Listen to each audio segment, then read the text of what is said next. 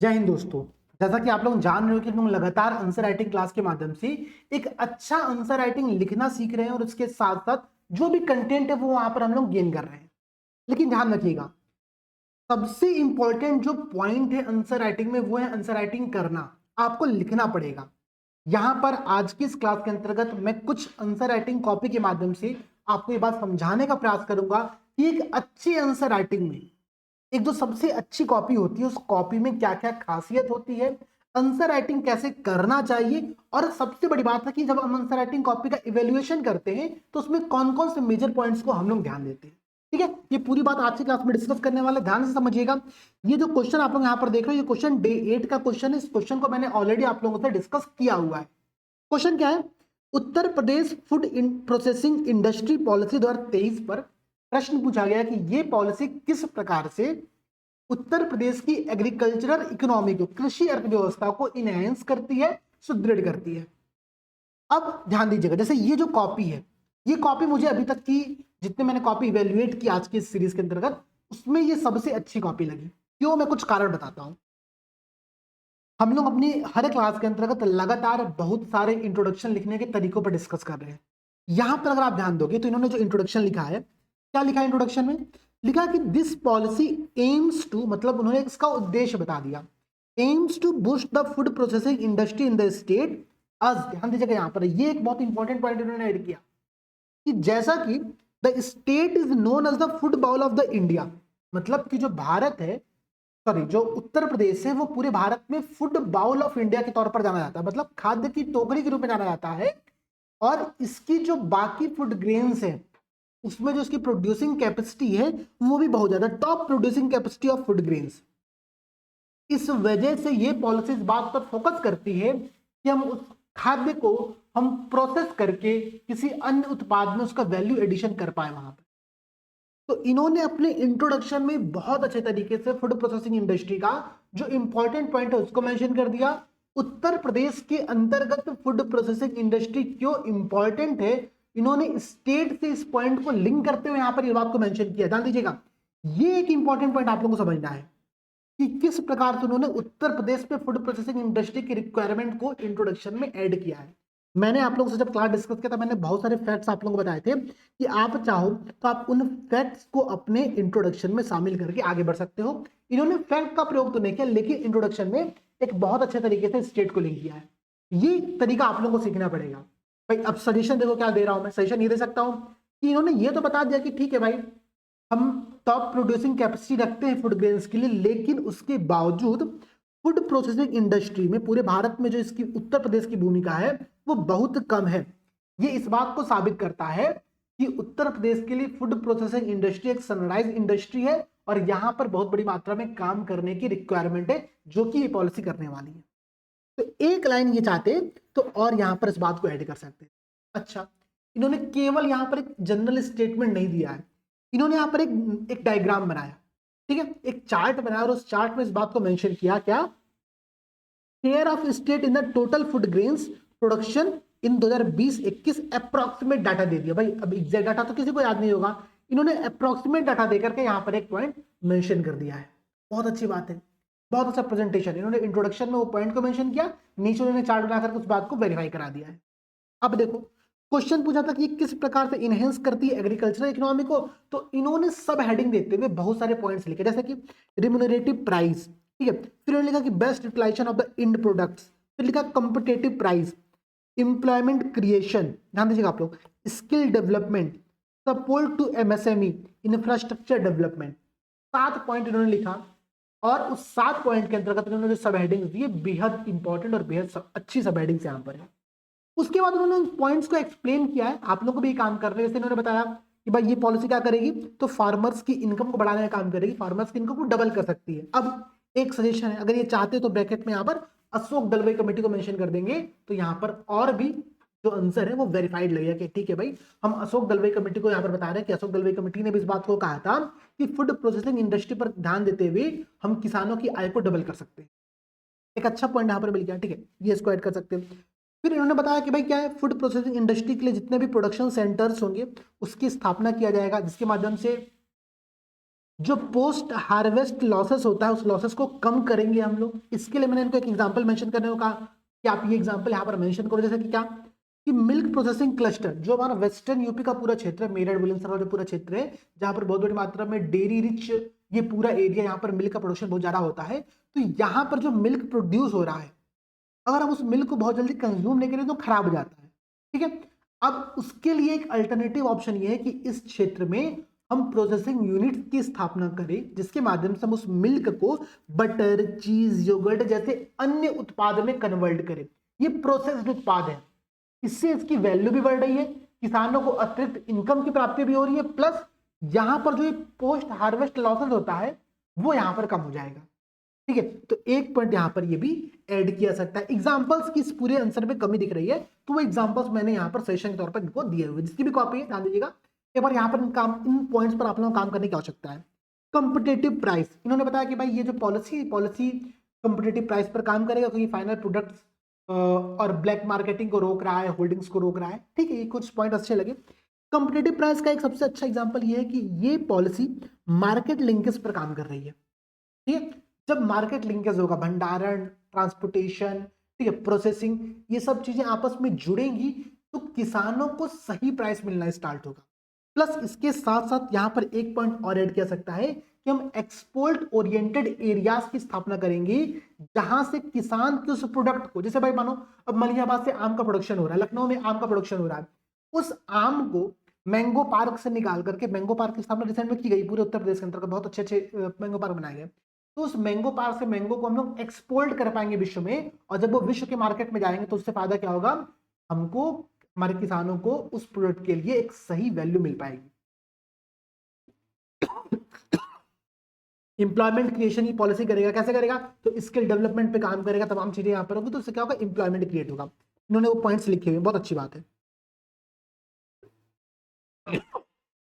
इन्होंने बताया कि ये पॉलिसी जो ये एमएसएमई और एमएसएमई को हेल्प कर रहा है। यहाँ पर सेल्फ हेल्पिंग ग्रुप्स का भी एग्जांपल यहाँ पर दिया जा सकता है। कुछ अगर एग्जांपल्स आपके पास हो सेल्फ हेल्पिंग ग्रुप के उत्तर प्रदेश के अंतर्गत, जो कि बहुत अच्छा काम कर रहे हो फूड प्रोसेसिंग क्षेत्र में, जैसे कि मानो कोई अचार बनाने वाली सेल्फ हेल्पिंग ग्रुप है, कोई पापड़ बनाने वाली सेल्फ हेल्पिंग ग्रुप है, या फिर कोई जूस बनाने वाली सेल्फ हेल्पिंग ग्रुप है, तो उनके एग्जाम्पल्स आप यहाँ पर ढूंढ करके ऐड ऑन करो, इससे वैल्यू इंक्रीमेंट होता है। आपके आंसर में भी पॉइंट्स ऐड होते हैं ना, आप एग्जांपल्स को मेंशन करते हो तो बहुत अच्छा है। जैसे मुझे गुजरात का 2-3 एग्जांपल याद आ रहा है। आप डेयरी मिल्क वाले में आप अमूल का एग्जांपल दे सकते थे, आप यहाँ पर एग्जांपल दे सकते थे, लिज्जत पापड़ का एग्जांपल दे सकते थे, ठीक है। लेकिन यूपी के एग्जांपल्स देने के लिए आपको थोड़ा सा यहाँ पर वर्क करना पड़ेगा, और कुछ ऐसे एग्जांपल्स यहाँ पर आप लोगों को निकालने पड़ेंगे, ठीक है। और देखो भाई, इंफ्रास्ट्रक्चर डेवलपमेंट कर रहे हैं, कैसे भाई, तो मेगा फूड पार्क, ये थोड़ी सी कमी थी इस पूरे आंसर में कि मेगा फूड पार्क का इन्होंने कहीं जिक्र नहीं किया है, एक्सपोर्ट ओरिएंटेड यूनिट्स का इन्होंने कहीं जिक्र नहीं किया है, तो ये सारे पॉइंट्स यहाँ पर ऐड करने पड़ेंगे आपको, ठीक है। इसके अलावा कंक्लूजन में इन्होंने, देखो कंक्लूजन कैसे लिखा जा सकता है, बहुत ही अच्छे तरीके से कंक्लूजन को यूज किया। क्या इन्होंने फूड प्रोसेसिंग इंडस्ट्री और ये पूरी पॉलिसी के संदर्भ में जो पॉइंट दिया गया उसको ऐसे लिंक किया सस्टेनेबल डेवलपमेंट गोल 12 से। 12 क्या कहता है, रिस्पॉन्सिबल कंजम्पशन एंड प्रोडक्शन की बात की जाती है, इन्होंने उससे लिंक किया। लेकिन अगर ध्यान दें हम लोग, तो हम लोग सस्टेनेबल डेवलपमेंट गोल 2 से भी चीजों को लिंक कर सकते हैं। क्यों नहीं लिंक कर सकते भाई, फूड प्रोसेसिंग इंडस्ट्री की सबसे बड़ी खास बात ये होती है कि ये फूड वेस्टेज को कम करता है, पहला पॉइंट, प्लस ये फूड की जो अवेलेबिलिटी है उसको पूरे साल भर कायम रखता है। जिससे क्या होगा, जिससे जो जीरो हंगर का हमारा टारगेट है वो अचीव हो पाएगा, फूड वेस्टेज कम होगा, साल भर खाद्य की उपलब्धता सुनिश्चित रहेगी, वहनीयता सुनिश्चित होगी। इस माध्यम से क्या होगा कि हम जो हमारा लक्ष्य है दूसरा सस्टेनेबल डेवलपमेंट गोल का, उसको भी प्राप्त कर पाएंगे। तो न केवल 12 बल्कि आप SDG 02 को भी यहां पर लिंक कर सकते हो अपने आंसर में, ठीक है। फिर उन्होंने सजेशन दे दिया कि भाई government needs to resolve some challenges like inaccessibility, monetary support, frequent floods, इस rural urban migration and so on. कुछ इन्होंने यहाँ पर इश्यूज को भी मेंशन कर दिया है, जो कि बहुत अच्छा है, ठीक है। तो ऐसे पॉइंट्स पर आप लोगों को वर्क करना पड़ेगा। मैं कुछ कॉपी आप लोग को यहाँ पर और दिखाता हूँ कि कैसे हम लोग को आंसर राइटिंग करनी चाहिए, ठीक है। एक हिंदी की कॉपी ओपन कर लेते हैं, ध्यान दीजिएगा कॉपी क्या कह रही है, ध्यान दीजिए आप लोग। तो इन्होंने, इनकी देखो जो समस्या है, ठीक है, ये समस्या पर हम लोग को फोकस करना पड़ेगा। बहुत सारे एस्पिरेंट ऐसी गलतियां करते हैं। इन्होंने इंट्रोडक्शन को 3 पैराग्राफ में बताया है, ध्यान दीजिएगा।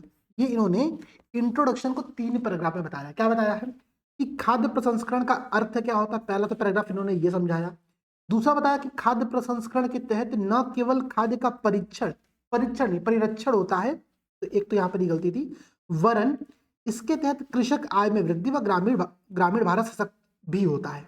ठीक है, उसके उन्होंने लाभ बता दिए। थर्ड पैराग्राफ में क्या बताया, इसी को ध्यान में रखते हुए उत्तर प्रदेश सरकार ने एक पॉलिसी यहाँ पर जारी की। 3 पैराग्राफ में इंट्रोडक्शन नहीं देना है, फोकस करिए, इस कंटेंट को सीमित करते हुए एक पैराग्राफ में लिखिए, 20 से 25 शब्दों में इंट्रोडक्शन देने का प्रयास करिए। जैसे बाकी इंट्रोडक्शन आप लोगों को दिख रहा है वैसे इंट्रोडक्शन यहाँ पर आप लोगों को देना पड़ेगा। ठीक है, क्लास में बहुत सारे इफेक्टिव इंट्रोडक्शन लिखना मैंने आप लोगों को समझाया हुआ है, वहां से आप लोग पॉइंट्स उठाओ। अच्छा, इन्होंने चौथा पॉइंट भी ऐड किया कि यह न केवल राज्य कृषि अर्थव्यवस्था को सुदृढ़ करेगी बल्कि उपभोक्ता को भी सशक्ता प्रदान करेगी। ठीक है, 4 पॉइंट में इंट्रोडक्शन तो भाई मतलब ये इंप्रूवमेंट करने की रिक्वायरमेंट है। ठीक है, सबसे इंपॉर्टेंट बात, अभी जितने लोग यूट्यूब पर केवल वीडियो देख रहे हो ना, ध्यान रखना, आपने आंसर राइटिंग नहीं की है। दूसरों की कॉपियां देख करके कमियां ढूंढना बेहद ईजी है, खुद जब वर्क करना रहता है ना तब समझ में आता है कि हाँ भाई, आंसर राइटिंग करना एक चैलेंज है। ठीक है, और उसी चैलेंज को दूर करने के लिए हम लोग यहाँ पर हैं। लगातार प्रयास बैच के अंतर्गत आंसर राइटिंग चल रही है, डेली 2 क्वेश्चंस लिखवाए जा रहे हैं, यूट्यूब पर आंसर राइटिंग की क्लासेस चल रही है फ्री में आप लोगों के लिए। तो ये सब चीजें करिए, इन सब चीजों में शामिल होइए, तब आपको इसका बेनिफिट मिलेगा। और देखो,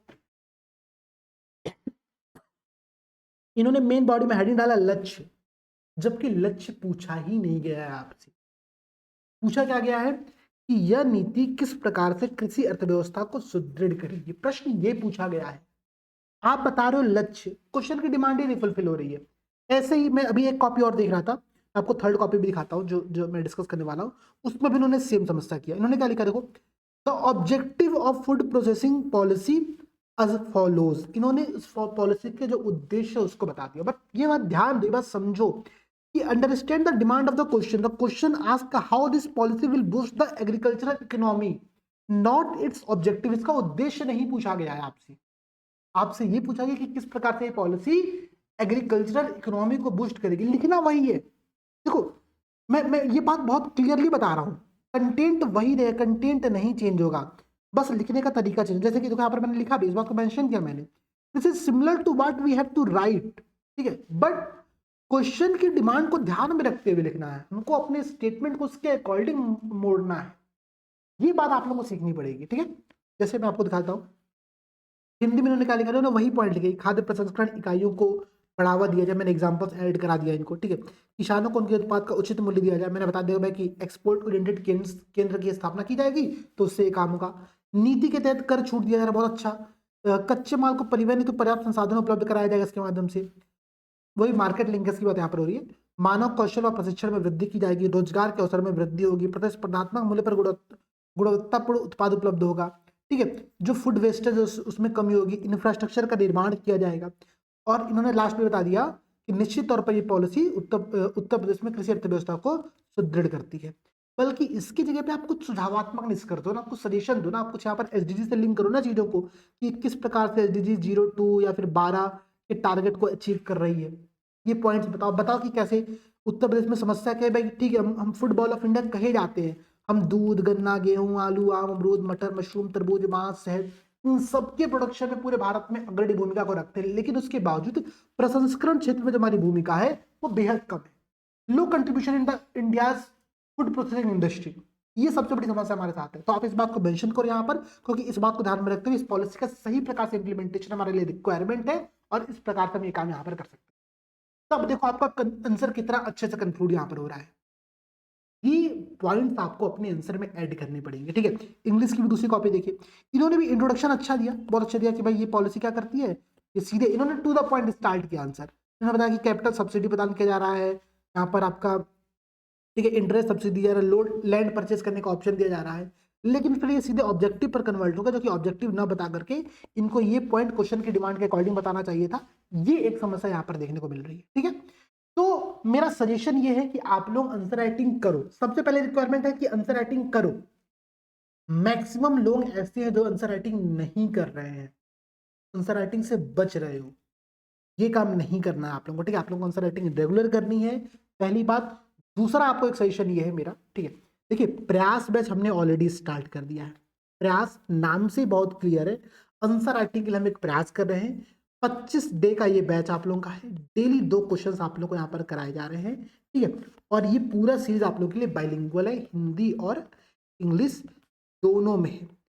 कॉपी वैल्यूएशंस होता है, मॉडल आंसर मिलता है, सब कुछ यहाँ पर कराया जा रहा है। इसको शामिल होइए, बैच स्टार्ट हो रहा है, सीट बेहद लिमिटेड है।